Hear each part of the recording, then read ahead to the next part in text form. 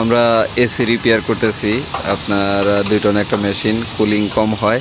তো এই কুলিং কম হওয়ার যথেষ্ট কারণ আছে। তো আমরা পর্যায়ক্রমে কি কাজ করব আপনাদেরকে দেখাবো। যারা এসি ইউজার আছেন তারা অবশ্যই ভিডিওটা দেখবেন এবং আপনারাও লাভবান হবেন।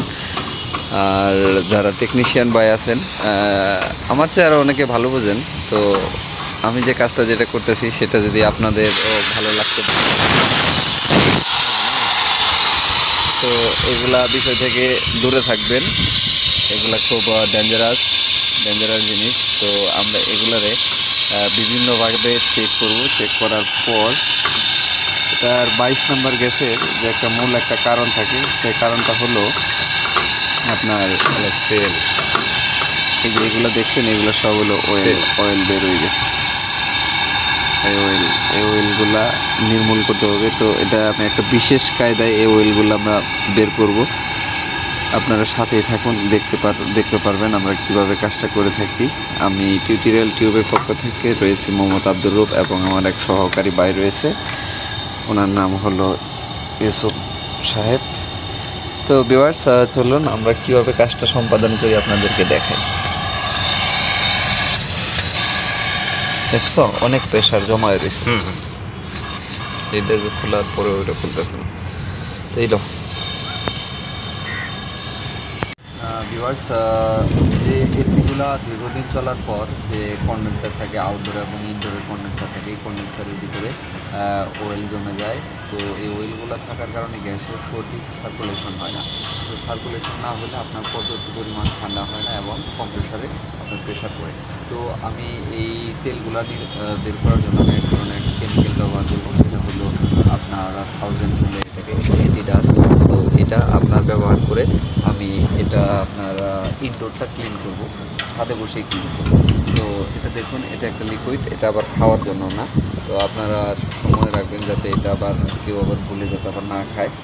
তো ভিউয়ার্স, আমি এটাকে একটা অভিনব পর্যায়ে আমি এটাকে ভিতরে ঢুকিয়ে দিব।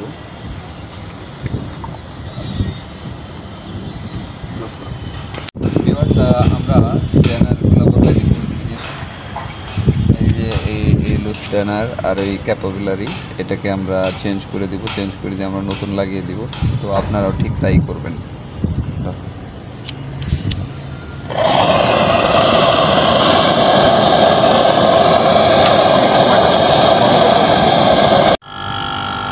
ভিউয়ার্স, আপনারা আউটডোরের যে ইটা আছে এটাকে এইভাবে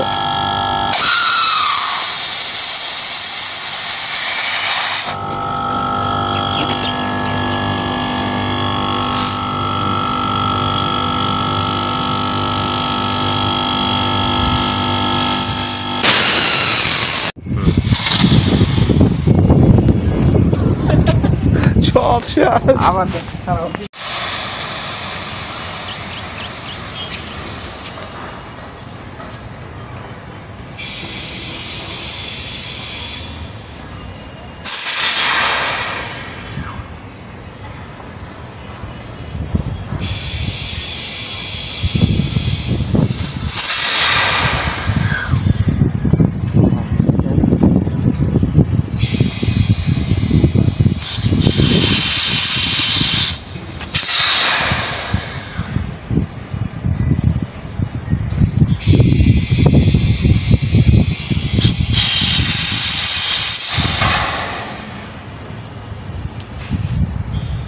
আচ্ছা,